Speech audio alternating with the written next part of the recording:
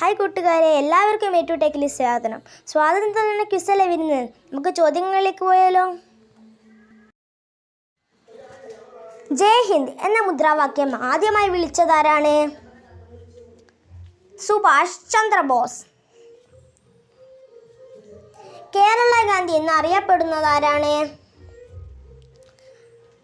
K Kelappan. Gandhiji ജനിച്ചത് ഏതു സംസ്ഥാനത്തിലാണ്? ഗുജറാത്ത്. പ്ലാസി യുദ്ധം നടന്ന വർഷം 1757.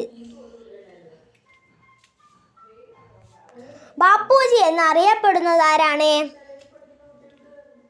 മഹാത്മാഗാന്ധി. ഗാന്ധിജി സബർമതി ആശ്രമം സ്ഥാപിച്ചത് ഏതു വർഷമാണ്? 1916. സത്യാഗ്രഹം എന്ന വാക്ക് ആദ്യമായി ഉപയോഗിച്ചതാരാണ്? മഹാത്മാഗാന്ധി. ഏതു ജയിലിൽ നിന്നാണ് ഗാന്ധിജി തൻ്റെ ആത്മകഥ എഴുതിയത്? യർവാദ ജയിൽ. ഗാന്ധിജിയുടെ മുഴുവൻ പേര്?